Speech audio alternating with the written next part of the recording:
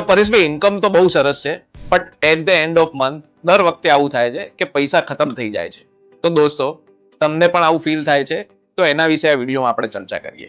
સો મોટા ભાગના લોકો પૈસા તો કમાય છે અને મહેનત પણ બહુ કરે છે, but most of the income એમના આ બધા ખર્ચાઓમાં જતી રહે છે, જેમ કે લોનના ઈએમઆઈ છે, કાર ઈએમઆઈ, બીજા બધા લાઇફસ્ટાઇલ રિલેટેડ એક્સપેન્સીસ છે, ક્રેડિટ કાર્ડના પેમેન્ટ છે, અથવા એવું પણ બને છે કે ભાઈ કોઈ ઓનલાઈન સેલ આવે તો બોસ હું જ એનો સૌથી વધારે ફાયદો લઈશ.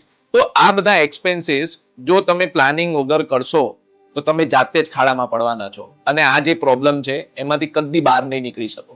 સો ડિફરન્ટ ખાલી અહીંયા એટલો જ છે કે ખર્ચા કરવા જરૂરી છે. આઈ એમ નોટ સેઇંગ કે ખર્ચા ના કરવા જોઈએ, બટ ખર્ચાની સાથે સાથે પ્રોપર બજેટિંગ કરવું બી એટલું જ ઇમ્પોર્ટન્ટ છે.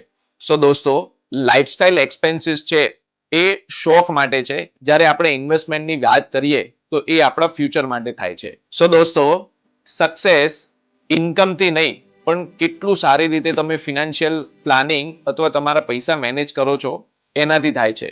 સો ફ્રેન્ડ્સ, બધા જ લોકો પૈસા કમાય છે, બટ ખૂબ જ ઓછા લોકો એમના પૈસા બહુ સારી રીતે મેનેજ કરી શકે છે. સો ઇફ યુ ફીલ કે I can help you, so you can contact me. Thank you.